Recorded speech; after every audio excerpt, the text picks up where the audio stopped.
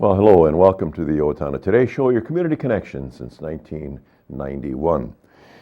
Today is the 6th of September. I'm going to say November. Oh, man. Push the burr months, Petey. September 6th, 2017. My name is Pete Connor.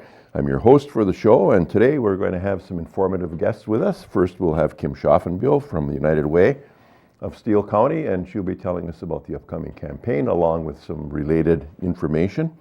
And then Deb Gillard will be with us to talk about the Walk to End Alzheimer's that is forthcoming as well. As a reminder, we always appreciate your input as to who you would like to see and what you'd like to hear on Owatonna Today. So if you have any names or events that you'd like to have some publicity for, why don't you let us know by shooting an email to owatonnatoday@charter.net or by giving Leanne, our producer, a call at 507-390-5751. Now we're going to take a quick break for some messages from our sponsors, and then we'll be right back with Kim. So please stay with us. Hi, I'm Dr. Beth Giltvet.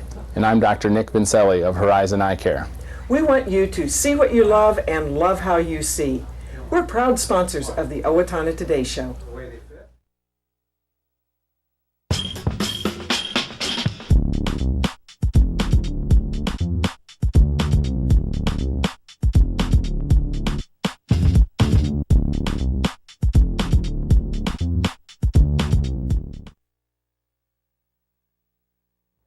Welcome back to the Owatonna Today Show, your community connection, and hello, Miss Kim. Welcome to the show. Thank you so much. Again. Thank you. Thanks for having me. Yeah, it's nice to have you back, to have you share with us the important aspects, all of them, of course, with United Way of Steele County. And so you're taking deep breaths these days because you're gearing up for the upcoming campaign. Yes, it's like no sleep from now until December 31st.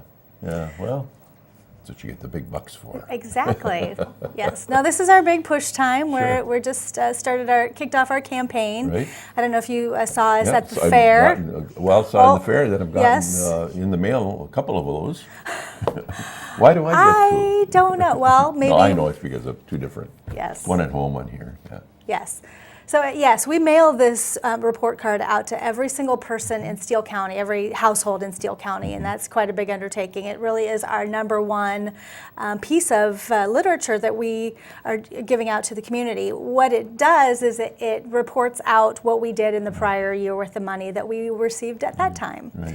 So now There's an accountability factor always, isn't there? Absolutely. And it should be. Yeah, and in transparency, we want to make sure that everybody knows what is the good that we're doing in our community, because sometimes we work in our own little, cubby hole, and we're doing really good work in the community, and unless you wander in and talk to us and ask us what's going on, sometimes not everybody knows what's going on with not only just our agencies, but all of the other programs that we're developing throughout the year to address gaps in services.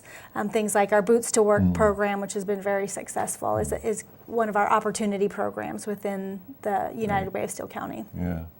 I was involved with United Way a long time ago, and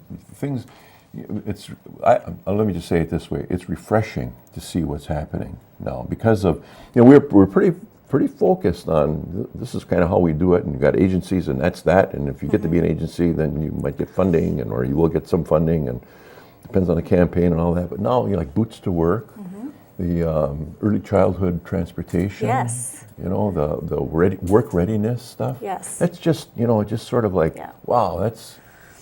Well, we can't just be a funding agency anymore. There's a gazillion ways for our agencies to get funds. Some of them are through our, other foundations and whatnot. They could raise their own money. But the reason why you should give to United Way, and why United Way is still vital and important in our community, is because we leverage the funds that we get at community time to bring in other funds from the community. Also, the oversight that we give to our own organization, as well as all the organizations, the partner organizations we work with, helps them leverage more money outside of the community as well. Talk about that leveraging, because so let's say we have, let's just say I give $300. Who is going to work with that to And sometimes you'll get people or organizations say, well, if you give this, then we'll double or we'll match. Do you get into that kind of stuff? It's not really like that. It's more like, because, so one of the things I hear a lot about is overhead, that seems to be a dirty word in some people's minds. But really what happens is because people invest in the United Way, so you're $300, let's say that 40 of it goes to my salary and the salary of my staff and the just the premises and everything that goes into that. What we do with that $40 is that we use our time and we apply for funds to the Bush Foundation, the Bremer Foundation, and the Blandin Foundation, and we then bring in $100,000 more money because of all of the other funds that we can bring in. And then what happens with our agencies is because they have kind of that United Way of Steele County stamp of approval, they get to say that on their applications to other outside agencies. They can get, that just proves that they have that benefit of the oversight as well as being a part of a larger organization. And that is of great benefit to outside funders. It's huge. I haven't been able to figure out the exact figures on this, but I know that we bring in just about $250,000 through United Way every single year from outside agencies because of the funding we get that supports our staff and our work. And then our agencies, I know, get probably $500,000 to $1 million depending on what's going on from year to year with them. Wow. In addition, so that's obviously. That goes beyond the drive, the campaign, right. And so it's really. So our goal this year is $725,000, and so you can imagine that if we have that $725,000, that's going to help us bring in maybe in the area of $1 million extra in the next year. And that's something. Yeah. Excellent. What is the official date of campaign kickoff? Well, we kicked off at the fair, the Sunday of the fair. Okay. We had really announced earlier, we didn't keep it a surprise this year, that Federated was our corporate campaign leader this year, so it's nice to have them do it again. They have a lot of resources besides just, of course, the support that we get from them. In donations, they help us with some of the marketing, and they lend their executives to come out and do speeches with us and to do presentations. For example, on the 18th of September, a couple of weeks now, we're going to be at the Rotary Club, the Noon Rotary Club. So if anybody wants to come see me and Jeff Fetters talk at the Rotary Club and hear more about United Way, more in depth than what we're going to be able to get to here. Not to miss anyone else corporately, but Federated really is their benchmark, fundamental community supporter for so many things, and it's nice to have them on board. They're definitely a backbone to our community. They help us for sure with a lot of donations, and they help a lot of our agencies and a lot of organizations within the community. But not only that, they really have a culture of community activism or community support. So their executives, their workers are going out and sitting on boards. I have, I think, 3 or 4 Federated employees on my board. I know that there are Federated employees throughout all the boards of the agencies that I work with, and they really do have a leadership role in our community. So no question about that. Great community partner. Exactly. You've got a new way now of getting people to consider donating, contributing. Yes. Tell us about that. You've heard this thing about cell phones, right, Pete? You know that cell phones exist. Well, yeah. I'm going to get one of those one day. Well, can you do this on a rotary? We have, of course, the old ways of giving. If you have an employer that you can do a payroll deduction, that's super easy. We'll take your check. You can walk in and give us cash if you want to at the United Way of Steele County. But we're trying to reach some of the younger folks who do a lot on their cell phones. And so this is the very first year that we have added text to give for our campaign. And I have a sign. So I'm going to show it here, and hopefully it works for Leanne. So what happens is that you just go up on your messaging, and you go up your messaging service, and you just type the words UWSC into the message line, and that is to number 40403. And then a form will come up, and you can make your selection how much you want to give, how frequently you want to give. If you want to do it more than once, kind of like payroll deduction, you can sign up that way, and that way it's not coming out of your paycheck, but it's coming from your credit card and whatnot. So I say that because there are, of course, credit card fees that will be associated with that. So if you really want to have the most effectiveness with your money, the traditional methods are still best. But this is something that really will help young people and anybody who wants to give on the fly be able to give that amount. So and bill pay too, I think, is an opportunity. I know that's what I utilize. Yeah, we can. We have a lot of options that you can choose from. You can give us a check stub, and we can take it out of your checking account at your discretion, and lots of different ways. How many agencies this year? We have 16 agencies, and they have 23 different programs, which really are covering financial stability, education for kids, and healthcare. Okay. And some of the traditionals are still around. Have been around for a long time. Been around for a long time. So Food Shelf and Clothesline and lots of folks. Yeah, good. Board members, counting about how many? We have right around 20 board members, and then we have, every year for our community investment process, we bring in about 30 additional volunteers that help out with that.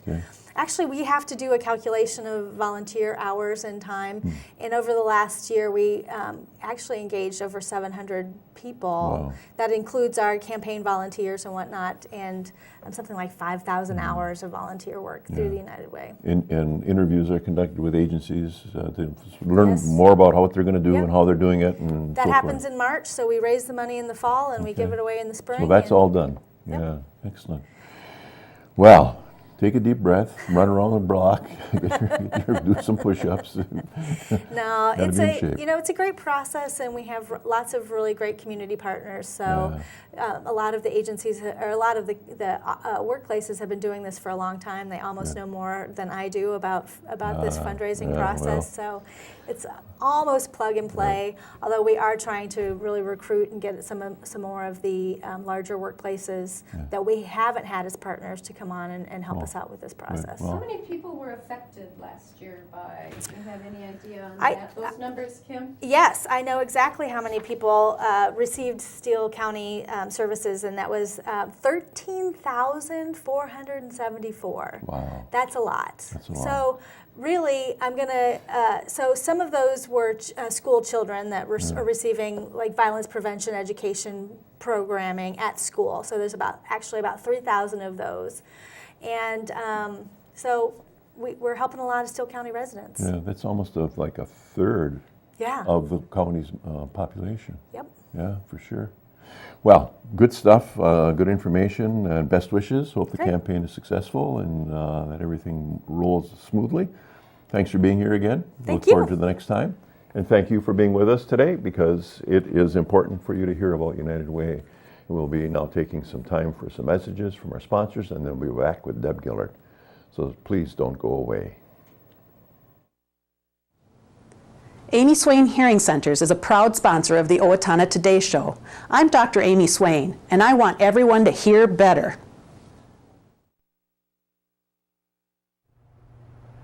Recreational fires are allowed within the Owatonna city limits. They must be contained within a fire pit or a device designed for such use, and can be 3 feet in diameter and no more than 3 feet high.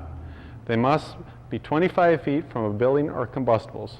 Only untreated or unpainted woods must be used. Fires must be attended by a person at all times that are capable of extinguishing the fire. This has been a safety tip from the Owatonna Fire Department. Hi, I'm Betsy Linger from the Owatonna Foundation.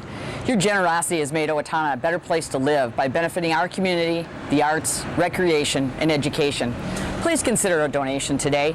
The Owatonna Foundation is a proud sponsor of the Owatonna Today Show. At Triumph Graphics, we think beyond ink. That's why you should make us your source for creative concept, design, print, mail, and web. Check us out today at triumphgraphics.com. Owatonna Public Utilities, real people, real reliable, real progress. Making life a little easier day after day, taking pride in our community, listening to what you say, a voice you can talk to. We're growing with you in mind in everything we do. Owatonna Public Utilities. Well, welcome back to the Owatonna Today Show, your community connection, and welcome back in many ways to Deb Gillard. Thank you, Pete. And good to have you here. And I'm sure many people who watch Owatonna Today know that Deb was the host for many years, several years at least in the past, and so you're in a different chair, but still doing something very important. I think so. Yeah, I think so. Personally, why are you involved with the fight against Alzheimer's? My dad passed away from the disease. It'll be 3 years ago now, and in November. So obviously it was hitting very personally, and for a while I worked in senior living as well, and helped families and individuals with dementia and Alzheimer's and other dementias. I continue to do support groups for the Alzheimer's Association to help facilitate them, I should say. The support attendees help each other. I'm involved in a small local group called Owatonna in support of Alzheimer's, and then I'm involved in the walk. I almost can't stress how important I think it is that we raise enough funds to get a handle on this disease. It is among the top 10 leading causes of death, and of those top 10 leading causes of death, it is the only one that we have no idea yet how to cure it, how to prevent it, how to slow it, how to put it in remission, if you will, how to do any of that. We don't have enough research to get in at the brain and figure all of that out. And so the money is vitally important, and the Walk to End Alzheimer's is one of the major ways that the Alzheimer's Association raises those funds. And you're doing this all on your own time. This is a personal thing, but it's a volunteer thing. You know, you had a little pin here that talks about what you do during your daytime. For my living, yes. Yeah. Yes. So this is all in as an extra for you. Yes. But a most important extra. I would say I'm very passionate about it, yes. Let's focus on the walk then. Okay. And then we can pick up some other things as we I can go let on. people know kind of where the money goes. Yeah. So the posters look like this, and I'll just hold it up kind of in front of me. You'll see it around town, and I'm not going to have, we don't have to belabor that. But one of the interesting things, so I'll give some details, but every year we try to have an honorary host family who is local, who people can kind of get their heads wrapped around, who they might know her. This year it's the Underwood family. Many of you may in the area know Jeanette Underwood. She did pass away from the disease, I believe about 1.5 years ago. Her family has agreed to tell her story in an effort to, and they've been great supporters of the walk prior to even this year. They've been there with a team, and so it's wonderful. They have great family support, but they wanted to share her story so that people will, again, kind of relate it to, I know somebody personally who has walked this journey. So their story is on the poster, so read that. You can also see it on our event page online. The walk itself will be held Sunday, September 17th. We are one of the only Sunday walks, and it is because we're like kind of the last walk that kind of upped in southern Minnesota. So there was a Rochester walk, a Mankato walk, there was a Minneapolis walk, there were a Red Wing and a Winona, and all these other places had walks. And so when we went into the Saturdays, the first couple of years we had it here, and this is our 5th year, we tried to put it into October. We froze. It was so very cold. So several years ago we said, let's try it on a Sunday morning. Let's build into it a little bit of, we understand that people who attend church are missing church. We do have a blessing of the shoes that we do just ahead of the program and just ahead of the walk. And we hope that honestly people who are even avid churchgoers and maybe have to miss that morning, that they do feel like they're doing something very spiritual, at least in our book as a committee. That's how we feel about it.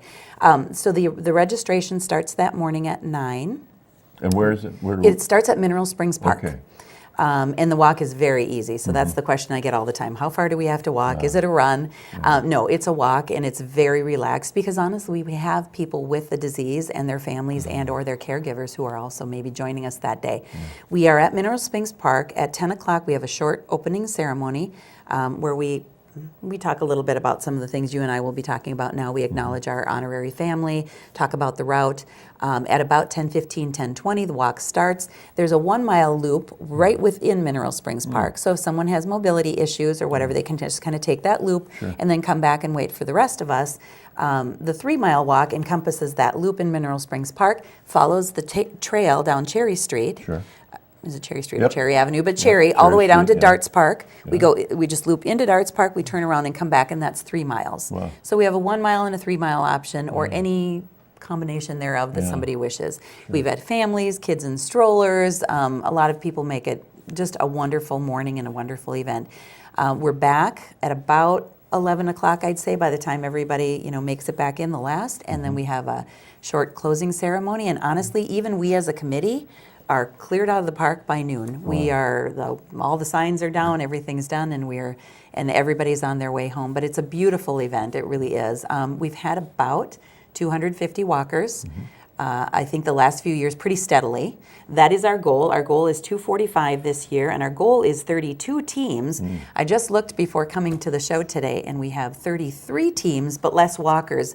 But we do know that in the end, people kind of join up on teams. Like my mom usually doesn't register online, but she comes down from the cities and joins my team. So usually my aunt too, so we'll pick some things up there.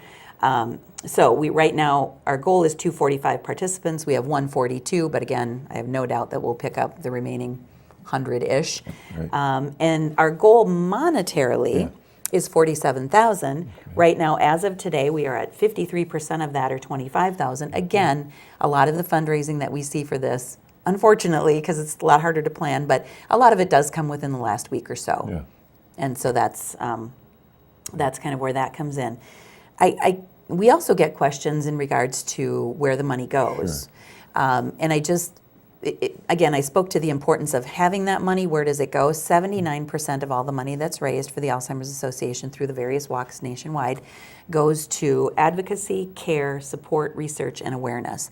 So directly back to the families in the way of all of those supportive issues, and also advocacy at the national level and local level to try to get more funds. 15% ends up getting dumped back into fundraising because, again, it's that thought you need to spend a little money to make a little money, and so in an effort to do that, that 15% is pushed back into fundraising so that we can create and make the amount of money that we do, and only 6% goes to administrative, which is good as far as fundraisers go.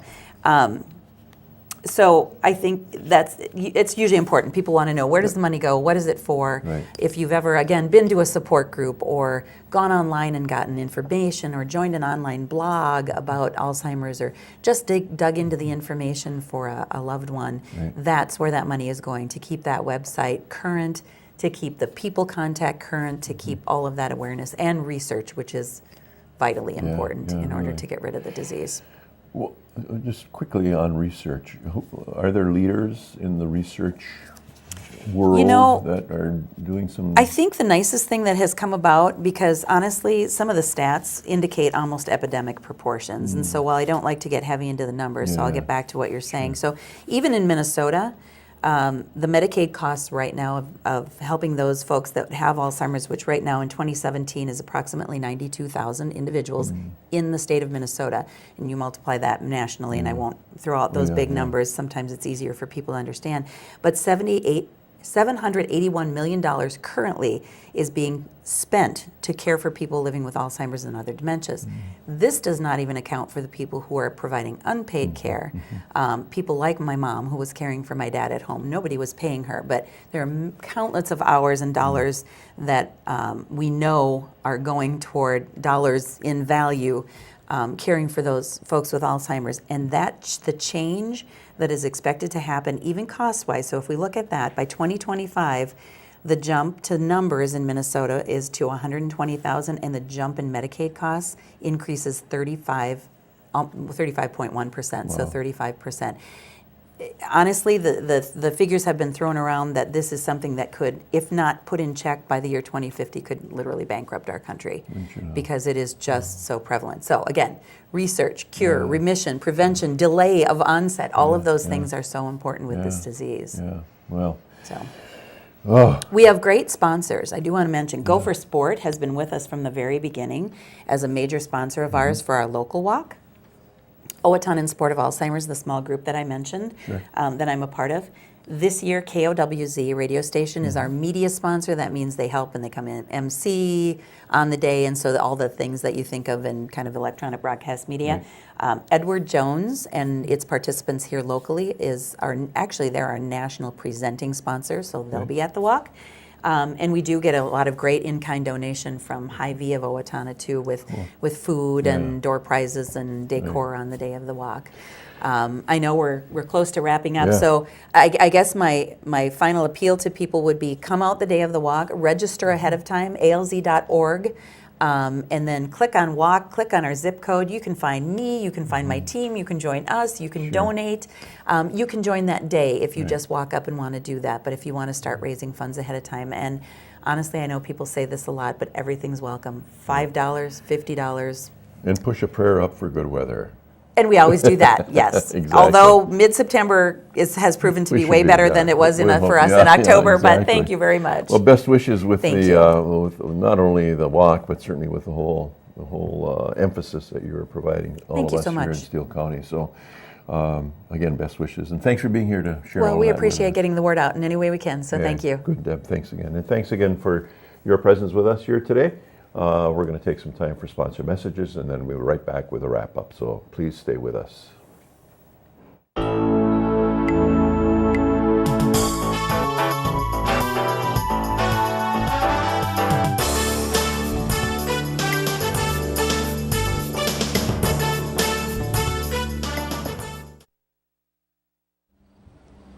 Hi, my name is Dave Efforts with TPS Insurance. We're here to handle all your insurance needs. We are a very proud supporter of the Owatonna Today Show. Welcome back to the Owatonna Today Show, your community connection. It's time for some community announcements. Habitat for Humanity of Steele-Waseca area is accepting pre-qualification forms for its Habitat Home Ownership Program. Pre-qualification forms are available at the Habitat for Humanity office, 108 West Vine Street in Owatonna, and for download on its website at www.habitatswa.org. Habitat for Humanity of Steele-Waseca area has also implemented a home repair and preservation program called A Brush with Kindness. This program will serve homeowners who live in Steele or Waseca County whose homes need exterior repairs or home accessibility upgrades. A Brush with Kindness uses volunteers and loan terms to make repairs affordable, helping homeowners continue to live independently and securely in their homes. Contact the office at 507-446-0112 for information, or visit its website at www.habitatswa.org. Steele County Historical Society announces its new edition of History Uncorked, The Blair Murder Case, to be held on Thursday, September 14th, 7 p.m. at the Steele County History Center. Join them as attorneys argue the case using evidence from 1884. The audience will deliberate and decide the case before learning the true fate of the accused. Tickets are $10 for members, $15 for non-members, and it includes one beverage of your choice. Additional wine, beer, and soda are available for purchase. Tickets are available for purchase at the History Center or online at www.eventbrite.com, and that's going to close it out for us for today. Thanks again for being with us. On Friday, we're going to have Lori Running, who will tell us about the Festival for Trees, and Ann Peterson from the Orphanage Museum. So thanks again for being with us today. We'll look forward to having you back on Friday.